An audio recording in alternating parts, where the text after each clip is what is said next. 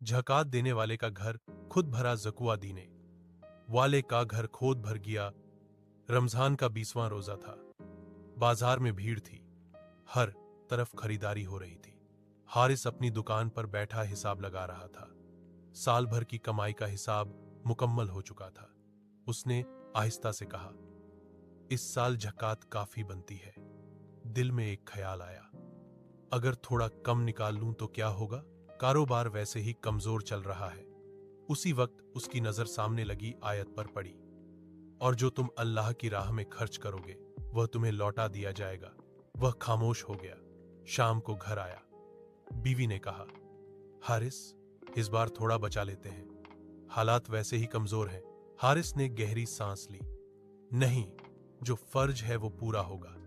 अगले दिन वो खुद ज़कात लेकर कुछ जरूरतमंद घरों में गया।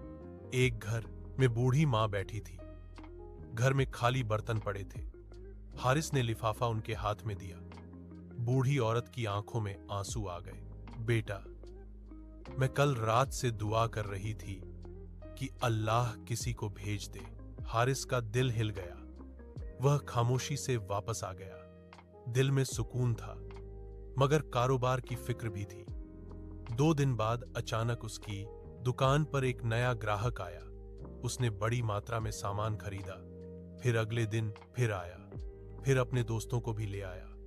एक हफ्ते में इतना काम हो गया जितना पिछले 2 महीनों में नहीं हुआ था। हारिस हैरान था।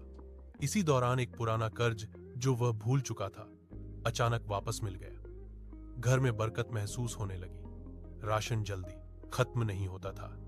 दिल में इत्मीनान था। एक रात इफ्तार के बाद हारिस सजदे में रो रहा था।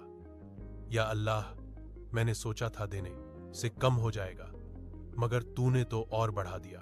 पत्नी ने मुस्कुराकर कहा, शायद इसी को बरकत कहते हैं। हारिस ने समझ लिया, झकात देने से माल कम नहीं होता, दिल और रिज़्क दोनों बढ़ते हैं।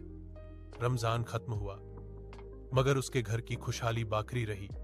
वह हर साल कहता था, जो अल्लाह के लिए निकालोगे वह तुम्हारे लिए खजाना बन जाएगा। सबक: झकात और सदका माल कम नहीं करते, बल्कि बरकत बढ़ाते हैं। रिज़्क का मालिक अल्लाह है। कमेंट लाइन: अगर आप यकीन रखते हैं कि अल्लाह देने वालों को खाली नहीं लौटाता तो कमेंट में लिखें, या अल्लाह हमें देने वालों में शामिल फरमा।